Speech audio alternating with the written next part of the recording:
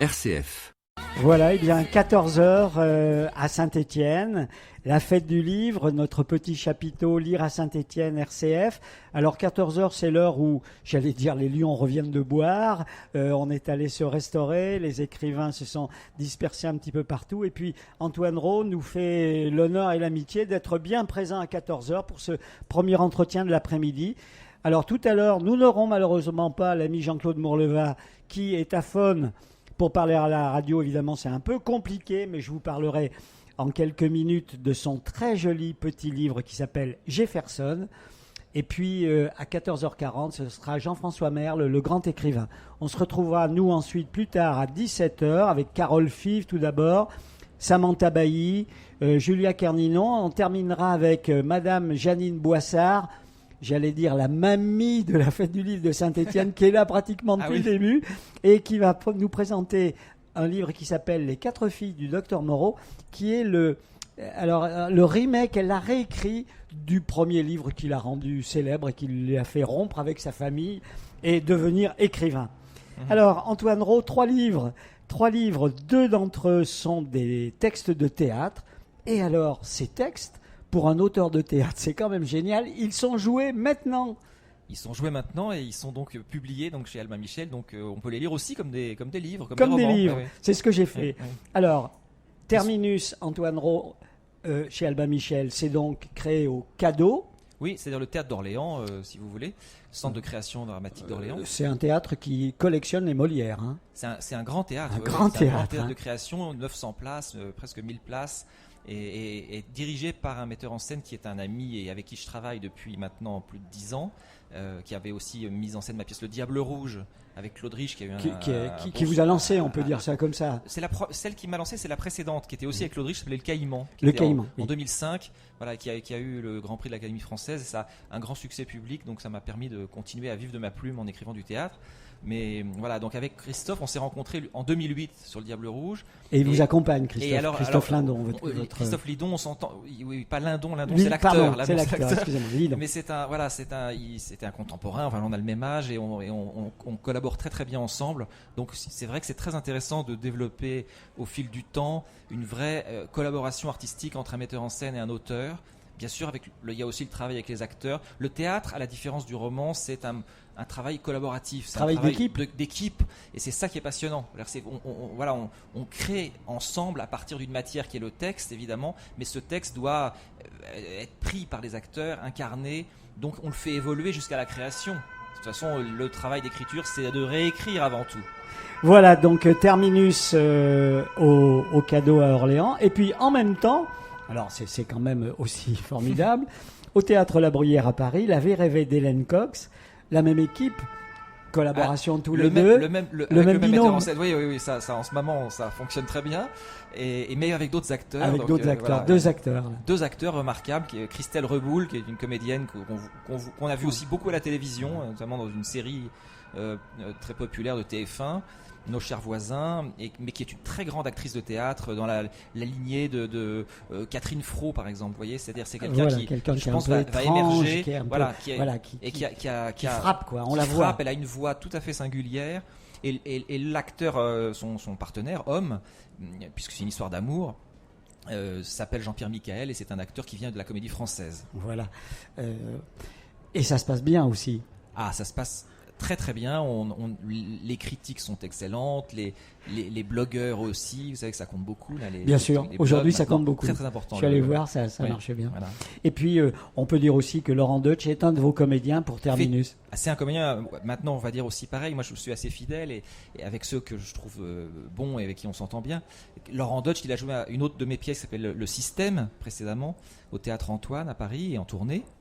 Et là, c'est la deuxième fois qu'on fait une pièce ensemble. Terminus, donc on va en parler. Il y a aussi un extraordinaire acteur dans Terminus qui s'appelle Maxime Daboville, qui a eu déjà un Molière d'ailleurs. Et puis il y a 3 autres comédiens remarquables, donc ça fait 5 comédiens. Voilà, donc on va parler théâtre et puis on va parler roman parce que vous travaillez beaucoup.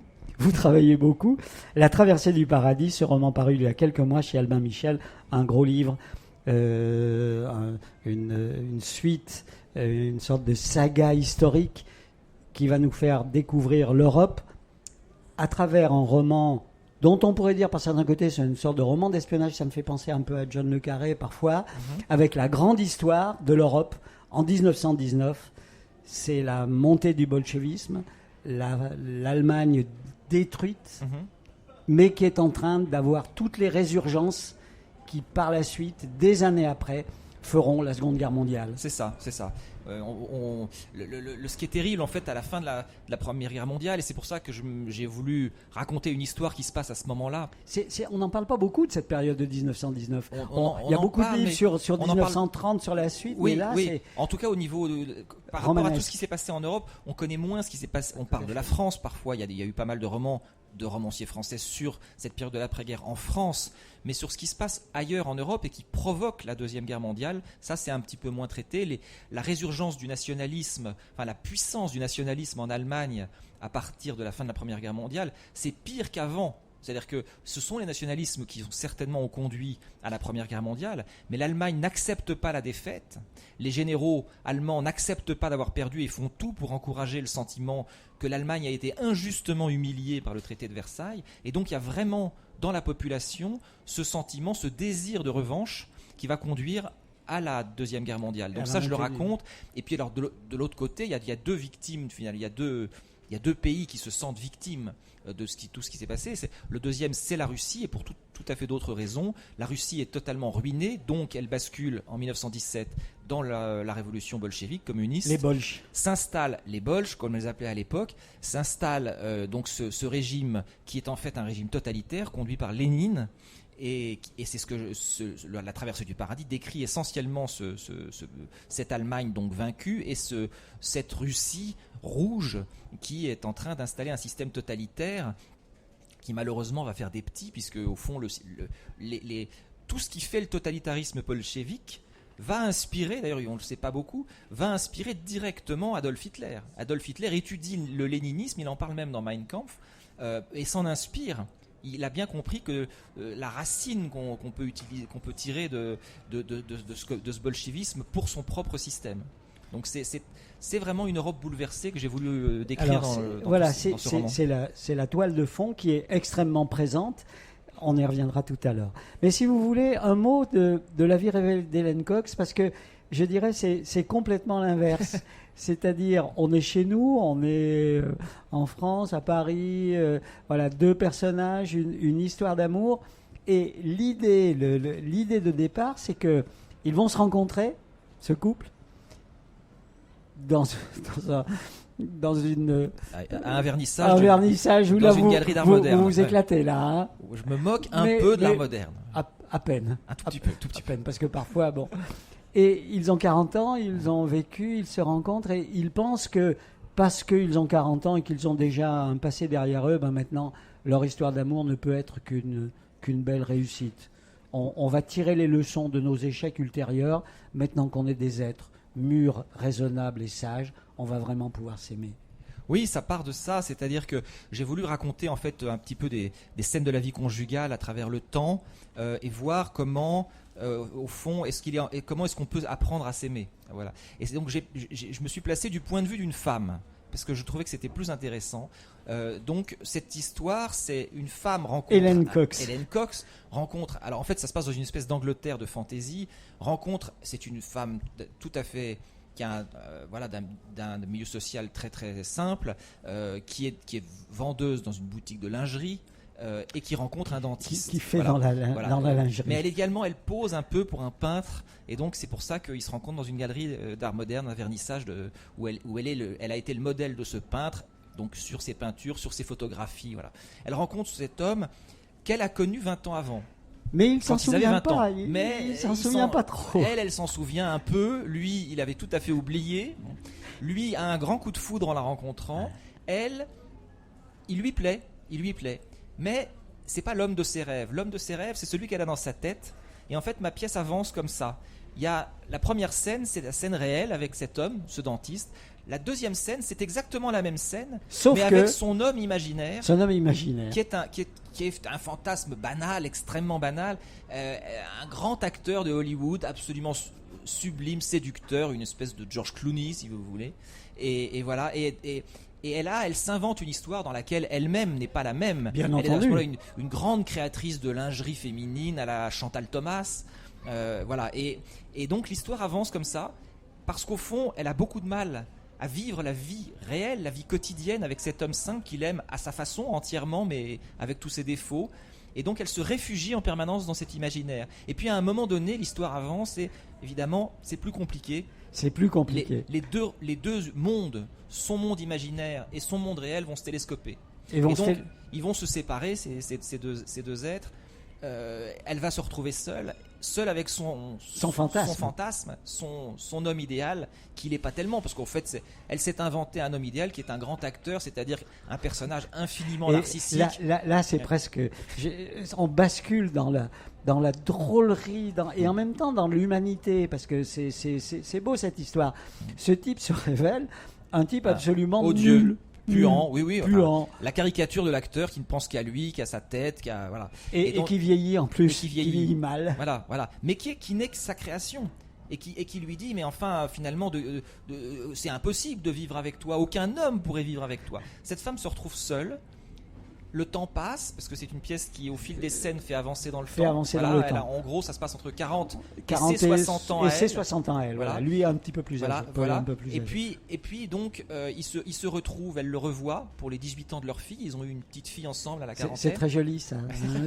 les retrouvailles, ils savent pas trop comment... Ils sont pas fiers l'un de l'autre, finalement. Ils savent pas trop comment se parler. Et en même temps... Ils ont vieilli, donc ils sont plus posés, ils sont plus ouverts à se retrouver. Bizarrement, il y a encore un truc entre eux. Il y a quelque chose. Et ils retombent amoureux. Et puis, après, je ne pense pas que je vais raconter la dernière scène. Non. Mais en fait, ce qui m'avait inspiré dans cette idée, c'est que c'est de parler de ce que tout le monde, nous vivons tous en fait. Tout couple vit ça au cours de son existence, je pense. C'est cette difficulté à réenchanter le quotidien, à faire durer l'amour. Est-ce qu'on peut garder... Moi, j'ai toujours été absolument fasciné et émerveillé quand je vois des gens très âgés, plus de 80 ans, 90 ans, enfin des vieux couples. Et qui se regardent avec les yeux brillants. Qui se tiennent par la main, où on sent encore un amour profond, même physique charnel. Vous voyez, je ne sais pas comment je serai à cet âge-là, mais si j'ai la chance d'être toujours avec ma femme dans cet état d'amour, ou de l'avoir retrouvé si à un moment donné je le perdais, ce serait merveilleux. C'est rare cet amour qui, un peu à la Philémon et Baucis, qui dure comme ça. Donc c'est ça qui m'a inspiré, c'est que malgré tout, parfois certaines personnes ont la chance d'aimer toujours profondément jusqu'à la mort. Et c'est rare en fait. C'est ça que j'ai voulu essayer de saisir. Alors c'est peut-être pour ça que cette pièce, je pense, pour les spectateurs, pour le lecteur que j'ai été, cette pièce fait du bien. J'espère. C'est une pièce tendre.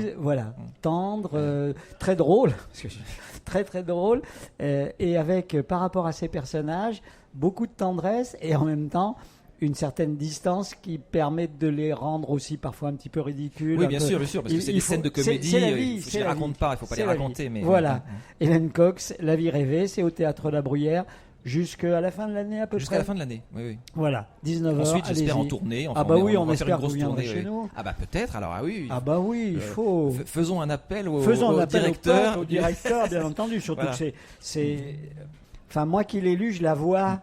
Oui, je la vois et je me régale à l'avance. En plus, la mise en scène est très ingénieuse. Je vous raconte pas, mais il a eu des idées très très amusantes. Alors, Terminus, tout à fait autre chose. Toujours une pièce d'Antoine Rau chez Albin Michel, publiée chez Albin Michel, et jouée donc au Cadeau à Orléans. Alors là, vous avez imaginé Feydeau, et il s'appelle comme ça, hein, Georges, oui. Georges, le grand à la fin de sa auteur vie, le grand auteur, à la fin de sa vie, qui est donc et ça c'est vrai, hein, qui est dans une maison soignée pour la syphilis, dans un état mental un petit peu désespérant. Il va mourir et la seule chose qui le ramène à la vie finalement, c'est que ces personnages, à la fois de la réalité de sa vie personnelle et de ce qu'il a inventé dans son théâtre, eh bien ils sont là. Et il va les faire jouer dans un vaudeville échevelé, parce que les porte-claques, les lits tournent, les amants sont dans les placards, et alors là c'est vous vous éclatez là, Ah oui, même si c'est terrible. Oui, c'est-à-dire que il y a deux, si vous voulez, là encore, c'est pareil, c'est une pièce qui va aussi vers l'imaginaire. La réalité, c'est ce que vous avez dit. Georges Feydeau, comme beaucoup d'autres personnes, comme d'ailleurs beaucoup de personnalités célèbres, musiciens, artistes, Maupassant est mort de la syphilis. Oui. Il y avait une forme de syphilis qui rendait fou, en fait, qui touchait les fonctions nerveuses cérébrales vitales. 1920, l'année où il est mort en printemps 1921, c'est avant les antibiotiques, et on ne soigne pas la syphilis, c'est le sida de l'époque, enfin vraiment on en meurt massivement. Et cet homme, effectivement, a vécu les dernières années de sa vie, juste après la Première Guerre mondiale, donc on s'y retrouve, soigné pour cette maladie terrible, qui faisait qu'il avait des bouffées délirantes. Il se prenait pour le fils naturel de Napoléon III, notamment, et sans doute avec certaines raisons, oui, parce que sa mère, qui était une magnifique polonaise, qui s'appelait Léocadie, avait épousé donc Ernest Feydeau, le papa. Le papa, c'était un auteur de romans sentimentaux très célèbres sous le Second Empire. Il faut savoir, grand ami de Gustave Flaubert, par exemple.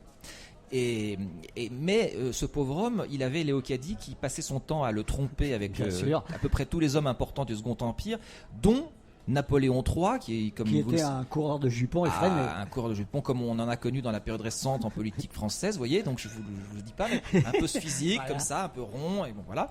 Et donc c'était un grand homme à femme. Le duc de Morny également était très, oui, voilà. Il est peut-être le fils du duc de Morny. Il est peut-être le fils du duc de Morny. Ça c'est le cadre général, et il finit sa vie dans un sanatorium pour personnalités célèbres à Rueil-Malmaison près de Paris. Pour lui, autant dire qu'il avait fini sa vie donné à Saint-Étienne, c'est-à-dire très loin de Paris. Cet homme n'aimait que les grands boulevards parisiens. La dame de chez Maxime, il était là, assis chez Maxime, dans ces grands cafés de Paris, et où il y avait toute la vie mondaine, la vie théâtrale, etc. Il sortait tous les soirs, il avait son cigare et il observait, il regardait les belles dames qui défilaient sur les boulevards, voire même les jeunes hommes, parce qu'à la fin de sa vie, il a touché à tout. Il prenait aussi beaucoup de drogue, et peut-être qu'il a attrapé la syphilis d'un groom dans un hôtel. Alors voilà, la pièce d'ailleurs, je parle du fond biographique, parce que c'est pas du tout une pièce. Non. C'est pas du tout un biopic comme on dit aujourd'hui. C'est une pièce personnelle. Vous avez inventé. C'est vraiment une pièce que j'ai inventée. Et en fait, ce personnage me permet de raconter quelque chose de, je pense, plus intéressant, qui est comment créer un auteur en fond. Et est-ce qu'on crée parce qu'on a un grain de folie finalement en soi? Ou bien est-ce que c'est simplement pour échapper à la folie qu'on crée un monde imaginaire, voilà. Et donc cet homme, finalement, on ne sait pas dans la pièce s'il a véritablement perdu la raison, ou bien si il se réfugie dans son monde imaginaire, dans lequel, finalement, il s'invente une dernière pièce de théâtre qui est la synthèse de son existence, de sa vie, de ce qu'il a vécu, et des scènes qui l'ont nourri, évidemment, parce que son théâtre, évidemment, raconte sa vie en filigrane. Parce que, au fond, quand on est un écrivain, Jean Anouilh, qui était mon maître au départ, le disait, je n'ai pas d'autobiographie, j'en suis très content, et si vous voulez me connaître, lisez mes pièces. Mon théâtre. Et c'est vrai pour tout auteur. Je pense que si on veut découvrir un auteur, bien sûr, il est dissimulé, mais on le trouve partout dans ce qu'il a écrit. Donc, au fond, est-ce que c'est vraiment la peine de se raconter ? Personnellement, je ne pense pas. Je pense que tout est dans les œuvres de fiction.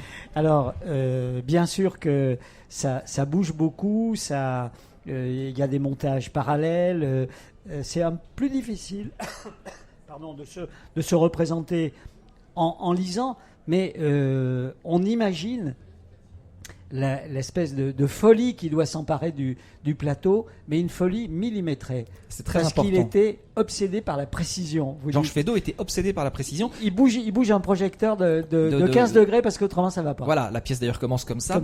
Parce que il était son propre metteur en scène. Il y a très peu de la notion de metteur en scène qui aujourd'hui est devenue tout le monde sait ce que c'est qu'un metteur en scène, indispensable au théâtre, parce qu'il y a eu le cinéma aussi qui a aidé à ce que les metteurs en scène de théâtre prennent leur place. Mais les grands metteurs en scène naissent au début du siècle. C'est André Antoine par exemple, puis après il y en aura tout un tas d'autres, les Pitoëf, enfin voilà. Mais donc lui, il est encore son propre metteur en scène. Et il est très très très attentif aux moindres détails. Une poussière sur un plateau le rendait hystérique. Donc effectivement, l'emplacement des choses. Et ces pièces sont écrites. Quand vous lisez une pièce de Feydeau, il y a plus de didascalie que de dialogue. Et c'est un peu le cas d'ailleurs dans la vôtre. Parce que ça fait partie de la dramaturgie. Voilà. Et cette folie mécanique, cette précision d'horloge suisse de Feydeau, qui effectivement est tellement poussée qu'elle frise la folie. Quand on la joue, ça va très vite et les gens rient parce que c'est simple et clair. Actuellement, quand vous voyez la pièce se jouer avec ces acteurs, ça va très vite, ça dure 1h20, 1h25. Parce que voilà, il le joue en rythme, ça n'arrête pas. Il y a même parfois des répliques qui se superposent, des choses qui se. Voilà. Oui. Parce que je pense qu'au fond aussi, il cherchait à raconter quelque chose à travers la drôlerie. C'est l'incommunicabilité. Il est dans une société où il a le sentiment que les gens se parlent mais ne s'écoutent pas. Et ça, c'est assez moderne finalement. C'est-à-dire on a tendance beaucoup à faire ça. C'est très difficile, le vrai dialogue. Et dans les dialogues de Feydeau, les personnages se disent des tas de choses à toute vitesse, mais il n'y en a aucun qui écoute l'autre. Donc finalement, ça crée des confusions, des malentendus en permanence. Et c'est d'ailleurs pour ça que, qui parle français ou qui soit étranger avec des accents, le théâtre de Feydeau est rempli d'accents.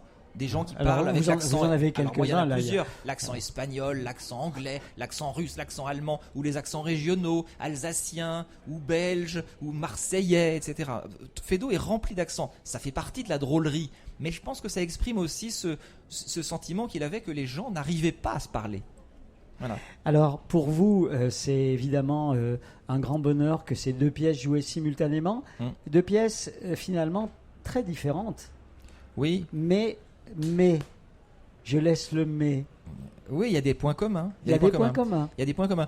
Par exemple, Georges Feydeau, ça s'appelle Terminus. Pourquoi ça s'appelle Terminus ? Parce que 10 ans avant sa folie, donc en 1909, sa femme, Marianne, c'était un couple qui n'allait pas du tout. Elle supportait plus que monsieur soit tout le temps sorti. Il n'a pas de liaison connue, Georges Feydeau. Il a sans doute eu des coups d'un soir avec des cocottes, comme on disait à l'époque, mais il n'a pas eu de liaison suivie. Sa femme, c'est différent. Elle a dû quand même se consoler un peu. À un moment donné, ils se sont vraiment, une dispute conjugale est allée très très loin. Elle a fini par le mettre dehors et il est allé vivre, il a vécu pendant 10 ans à l'hôtel qui s'appelle Terminus de la gare Saint-Lazare, qui aujourd'hui s'appelle plus comme ça, mais il y a toujours le restaurant Terminus, mais dans toutes les villes, je crois qu'à Saint-Étienne, il y a un Terminus, voilà. Donc c'était toujours à côté d'une gare, l'hôtel Terminus. Et donc il a habité dans ce grand hôtel Terminus, donc à 2 pas de ces chers boulevards, pendant 10 ans dans une petite chambre d'hôtel, remplie de tous ces objets. Voilà. Et puis il est passé directement de là au sanatorium de Rueil-Malmaison, où il est mort tout seul, loin de Paris. Voilà donc deux pièces, Terminus et La vie rêvée d'Hélène Cox. Alors on revient pour terminer l'entretien autour de ce second livre de La traversée du paradis, mais il faut dire que moi j'ai pas lu le premier, ça n'a pas d'importance. Non, c'est un livre qui est conçu tout seul. On retrouve le même personnage principal, on va en parler. Alors ce personnage principal, au démarrage, c'est quelqu'un qui a traversé la guerre et qui a perdu la mémoire. Qui a perdu la mémoire. Un amnésique de guerre. Un amnésique de guerre. Alors ça commence d'ailleurs, dans le premier, je le raconte, cet homme se réveille en 1918 choqué par un obus. On appelait ça à ce moment-là l'obusite, ce que les Anglais appellent les shell shocks, ce qui est quand même plus juste, c'est-à-dire le shell, parce que les trous que creusaient les obus et le choc qu'on a reçu. Bon. Et il a été soigné en psychiatrie avec des électrochocs, les traitements de la psychiatrie de l'époque étaient abominables, ça n'a évidemment rien fait, il ne sait plus qui il est, comment il s'appelle, il ne sait plus même de quelle nationalité il est. Oui, puisque par son histoire, qu'il ne sait pas, mais il parle allemand. Allemand et français, sans accent. Sans accent. Voilà. Ce qui fait que les services secrets français vont Donc c'est un personnage extraordinaire pour monter des coups d'aventure et d'espionnage. Oui, parce qu'il n'a pas de mémoire, donc il ne peut finalement trahir personne, il ne se souvient de rien de ce qui s'est passé auparavant, mis à part quelques bribes de souvenirs qui lui reviennent et qui sont toutes liées à la violence de la guerre qu'il a vécue. Et donc, on lui donne l'identité d'un officier allemand, lui aussi mort à la guerre, et il va rentrer dans la vie de cet homme. Et Charles va devenir Gustave. Charles devient Gustave. Et donc, le roman commence comme ça. Gustave est recueilli par la mère du vrai Gustave. Et on comprend tout de suite, elle le lui dit, qu'elle n'est pas dupe, qu'il n'est pas son fils. C'est pas son fils. Ils ont beau... Il a été choisi pour ça, parce que pour sa ressemblance physique. On a tout fait pour qu'il apprenne. Enfin, la mère. Mais la mère, évidemment, elle n'est pas dupe. Le chien non plus, d'ailleurs, de la famille, parce qu'un chien, personne n'a la même odeur. Et évidemment. Mais elle l'adopte parce qu'elle a perdu ses 2 fils et son mari à la guerre. Elle est seule. C'est aussi une femme de cette génération qui n'a jamais eu de destin personnel. Elle a été mariée parce que c'est un mariage comme ça se faisait à l'époque, plus ou moins arrangé, de convenance, avec un homme dont elle n'était pas follement éprise. Et voilà que pour la première fois de sa vie, elle peut choisir. Et elle trouve ce jeune homme attachant, touchant. Il est aussi seul qu'elle l'est elle-même, parce qu'elle, veuve. Je trouve que c'est une superbe idée, ça.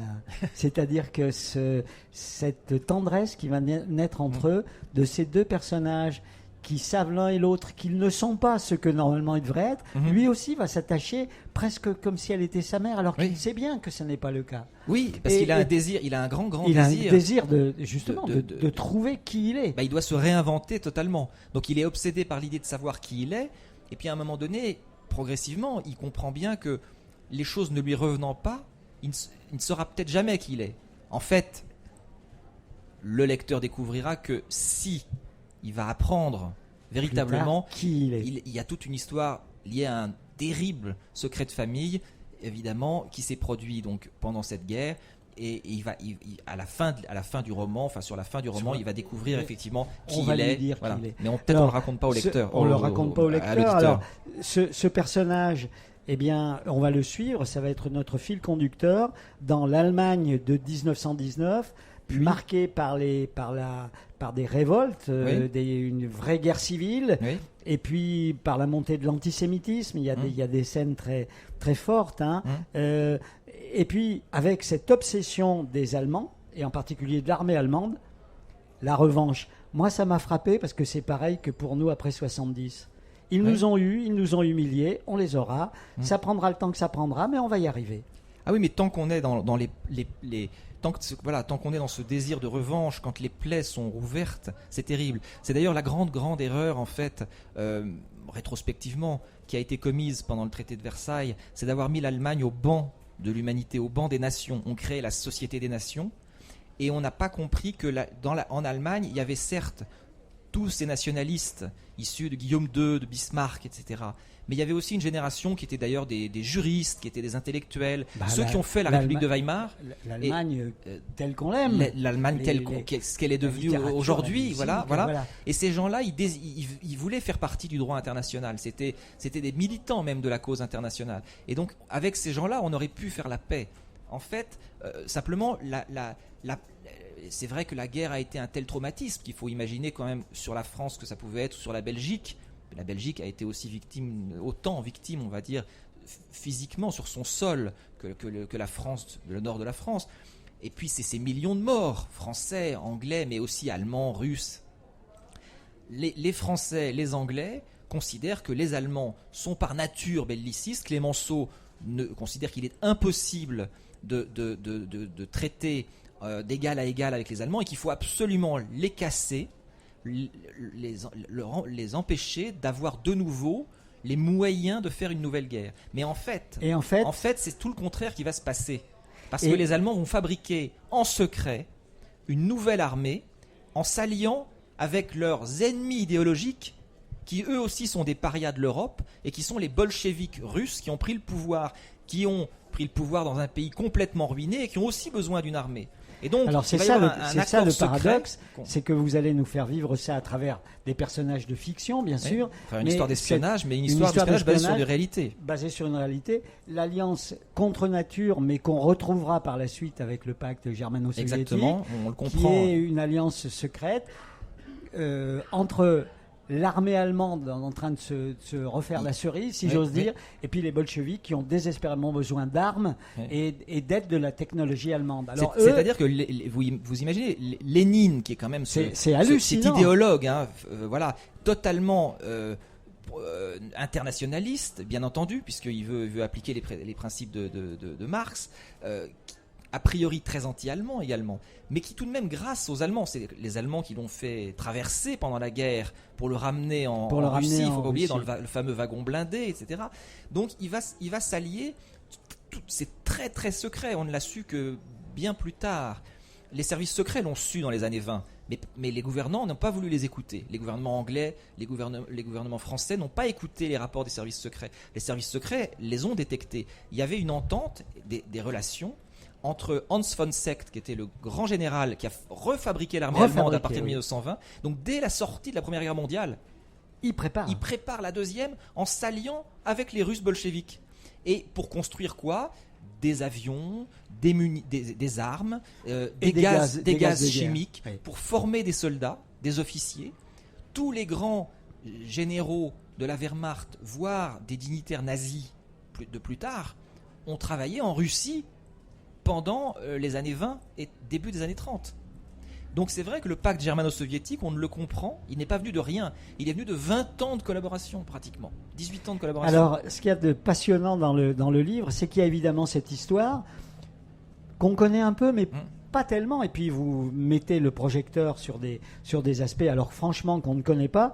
Et puis il y a bien sûr, on retrouve notre début, c'est-à-dire la quête, une histoire sentimentale de ce Charles Gustave qui cherche à la fois sa famille, ses racines, qui il est vraiment, et puis qui est à la poursuite, qui il aime, Tamara. Alors, on n'en dira pas plus, parce que ça, c'est le plaisir du lecteur, mais c'est un livre aussi, je pense, La traversée du paradis, peut-être pour finir, un mot sur le titre.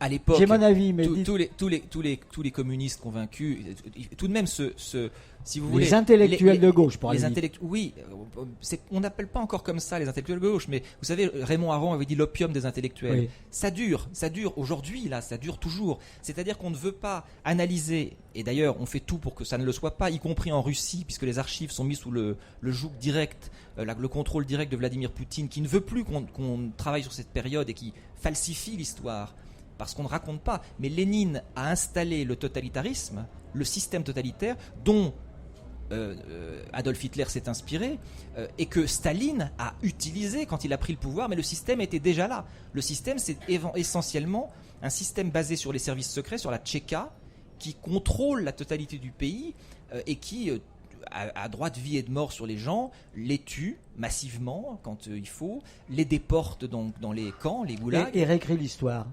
Alors, et change l'histoire. Et on change aujourd'hui. Les marins de Kronstadt que vous nous racontez. Les marins de Kronstadt, etc. Les héros de la Révolution, on va les fusiller. La falsification de l'histoire s'est faite tout au long du communisme. Voilà. Et ça, c'est vrai. Et donc, mais les gens qui viennent, qui veulent croire, parce que la différence entre le communisme, évidemment, et le nazisme, c'est qu'aujourd'hui, vu d'aujourd'hui, qu'est-ce qu'on raconte ? Le nazisme, évidemment que c'est une idéologie haineuse, atroce, puisqu'elle dit ouvertement le désir d'extermination des Juifs, elle dit le mépris qu'elle a pour les autres peuples. Les Russes, bien entendu, sont la Ligue de l'humanité, les Français sont des inférieurs, etc. Une espèce de fantasme de la Grande Allemagne. Tout ça, on le voit de façon extrêmement négative, compte tenu du fait qu'en plus, évidemment, il y a eu la tragédie de la Deuxième Guerre mondiale, il y a eu les camps de concentration, il y a eu la Shoah, etc. Le communisme, puisque ça a duré jusqu'en 1991 en Russie, l'histoire n'est pas écrite. C'est ça qui est très très différent. Et donc il y a eu tout au long et dès le début des années 20, quelques-uns, j'en décris dans le roman, qui ont ouvert les yeux, qui ont compris ce qui était en train de se passer. Et puis beaucoup, et surtout quand on le voyait de très loin, qui n'ont pas voulu y croire, car le communisme c'était un rêve, c'était finalement le christianisme sur la terre, c'était la fraternité, aimez-vous les uns les autres, mais c'était pas ça la réalité. Voilà. Malheureusement, c'était pas du tout la réalité. Et donc on parlait du paradis. Romain Rolland parlait toujours, on parlait du paradis rouge. Romain Rolland disait cette grande lueur à l'est, comme ça, il avait des visions bibliques. Jules Romain, l'auteur de Knock, qui avait beaucoup d'humour par ailleurs. Ah oui, mais pour autant, mais d'ailleurs Romain Rolland, c'est mieux que Jérusalem, mieux que Bethléem. Exactement. Ouais. Mais ces intellectuels humanistes, Romain Rolland ou Jules Romain, étaient des communistes au départ absolument convaincus. Bien sûr. Ça a duré terrible. C'est pour ça qu'il y avait ce fantasme du paradis. Moi, La traversée du paradis, le titre donc est très ironique évidemment, puisqu'il s'agit d'un enfer plus que d'un paradis. Qui plus est, c'est aussi la traversée des illusions pour le personnage principal, pour d'autres raisons, parce qu'il va finalement à la découverte de lui-même. Voilà, écoutez, merci Antoine Rau. Donc 2 pièces dont on peut lire le texte, La vie rêvée d'Hélène Cox et Terminus chez Albin Michel, et puis aussi chez Albin Michel, La traversée du paradis, ce grand roman historique qui vous emmène avec à la fois la grande histoire et l'histoire de personnages qui nous touchent tout au long de ces 450 pages. Merci à vous. Merci. Et puis on est heureux de vous accueillir à Saint-Étienne, puisque c'est la première fois que vous venez, je crois. Oui, je suis ravi. C'est une ville chaleureuse, ça me fait très plaisir d'être ici. Ça nous a fait très plaisir de vous recevoir. Merci Antoine.